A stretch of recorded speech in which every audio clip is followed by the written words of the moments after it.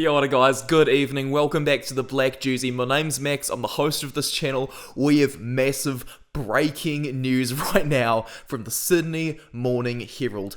Australia will be hosting the 2027 and the 2029 Rugby World Cups. In 2027 it's going to be for the men, 2029 is going to be for the women. This is an even bigger story because they are hosting a Lions tour in 2025. Rugby Australia has got massive tours coming their way.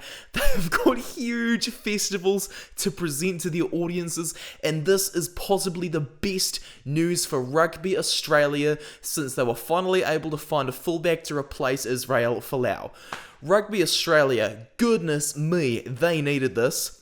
They have not won the Bledisloe Cup in 19 years, and if the All Blacks win in 2022, that will be the 20th straight year of winning the Bledisloe Cup. That's been a trophy that both teams have competed for a very long time. And also, Rugby Australia's profits have not been too good as of late. In 2020, after the lockdowns, Rugby Australia even considered going amateur at Super Rugby level in order to save the game because they were running at such a massive loss. Well guys, they are coming back on fire. A few weeks ago, or a few days ago rather, I made a video about a possible comeback for rugby in Australia, and they really need one because rugby union is really fighting quite hard against rugby league, basketball, Aussie rules football, and of course association football, better known as soccer. It's only really played in private schools. My drama teacher, whose father was a former Wallaby, explained to me in quite a lot of depth about this topic, and so to me it's no wonder rugby has been struggling for a long time in Australia. Even though they became World Cup winners in 1991 and 1999, they are far from their glory days nowadays, and the Bledisloe, as I've said before, is more of a talent display for the All Blacks than an actual competition.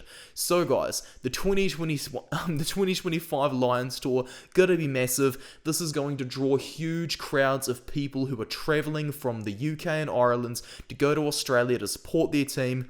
Whereas, of course, 2027, having all these teams all around the place will drive a massive amount of interest from the kids in the sport, and not only is it going to happen in 2027, but it's going to be reinforced 2 years after that with a Women's World Cup to back it up. I'm so excited for the ladies from down under here in Australia and New Zealand, and obviously I'm excited for the men as well because most of the coverage I do on this channel is for men's rugby. I will be covering the Women's World Cup for this year though, so stay tuned for that stuff.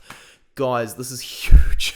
Australia needed it so bad. Believe it or not as well, I'm 22 years old but have never been to a Rugby World Cup. So guess what I'm going to do, guys? I'm going to save up a lot of money. By the time the 2027 World Cup rolls around, I'll probably have a family, so I'm going to take my family to that World Cup. My wife and I are both so excited. You guys should be so excited, and Rugby Australia is going to be absolutely pumped. They need the revenue, they need the audience, and what better way to get it through a Rugby World Cup? The fact that Brisbane's only a 3-hour flight from Auckland may even incentivise a couple New Zealanders to go across the ditch of the Tasman Sea and go and watch some World Cup matches. I will be one of those people. I will probably do the same for the Lions tour, so you guys do me a favour, you leave a comment on this stuff and tell me what you think of Australia hosting the 2027 and 2029 Rugby World Cups. If you're keen to, you can support me over on Patreon or on Instagram and Twitter. Thank you so much for watching this video, guys. It's been my pleasure to break the news to you. If you didn't hear about it, thank you so much. From your boy Max, who's signing out.